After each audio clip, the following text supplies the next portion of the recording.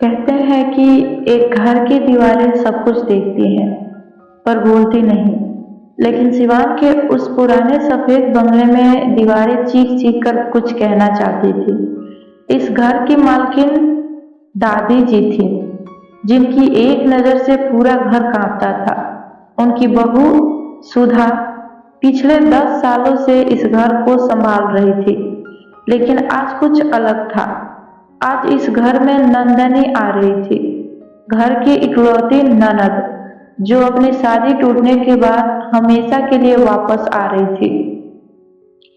सुधा को पता था कि नंदिनी का वापस आना सिर्फ एक इत्तेफाक नहीं है, क्योंकि जिस अलमारी की चाबी दादी जी ने 10 साल से किसी को नहीं दी थी, आज वो चाबी नंदिनी के हाथ में थी।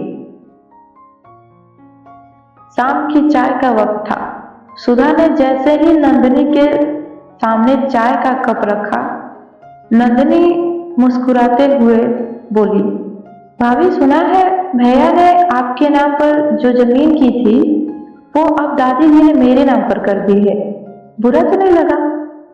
सुधा के हाथ ठिठक गए। उसे उस जमीन से मतलब नहीं था, लेकिन दादी जी का यह फैसला उसकी 10 साल की सेवा पर एक तमाचा था। दादी जी बोली सुधा से, सुधा बेटा, घर की बेटी घर लौट आई है, अब उसे उसका हक मिलना ही चाहिए। और हाँ, कल से रसोई का काम नंदिनी देखेगी, तुम आराम करो। सुधा जानती थी कि ये आराम नहीं, उसे घर से बेदखल करने की पहली सीढ़ी थी।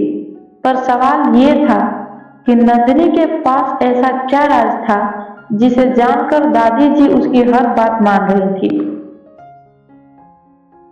रात के 2 बज रहे थे। सुधा को प्यास लगी और वो रसोई की तरफ बढ़ी।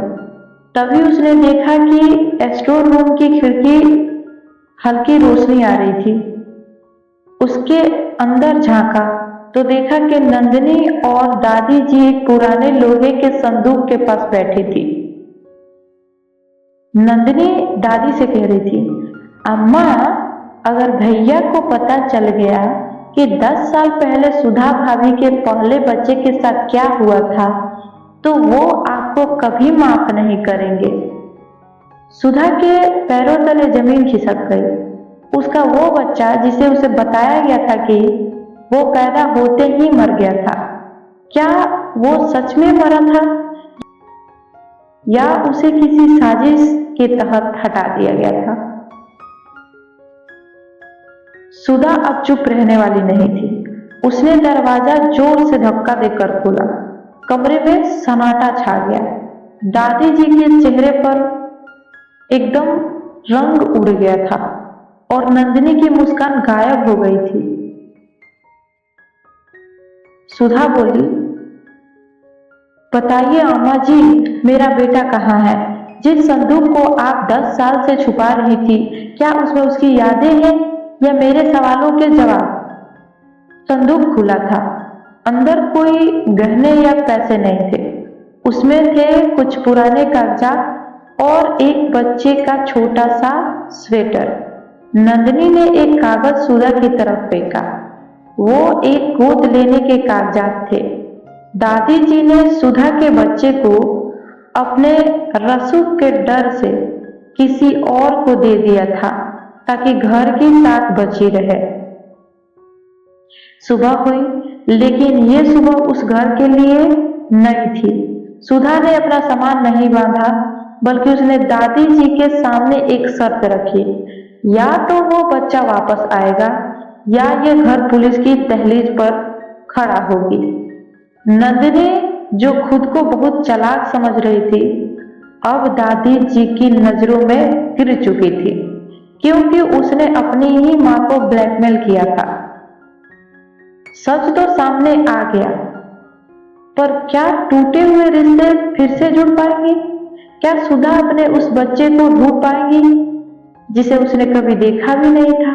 घर की दहलीज लांघना आसान होता है, पर उसके अंदर के रहस्यों को ढूंढना बहुत मुश्किल। तो दोस्तों, अगले पार्ट के लिए आप हमारे चैनल से जरूर जुड़े और कल के वीडियो में अगला पार्ट आएगा। दोस्तों, वीडियो अच्छी लगी हो तो इसे लाइक जरूर करिएगा और हमारे चैनल को सब्सक्राइब भी करिएगा।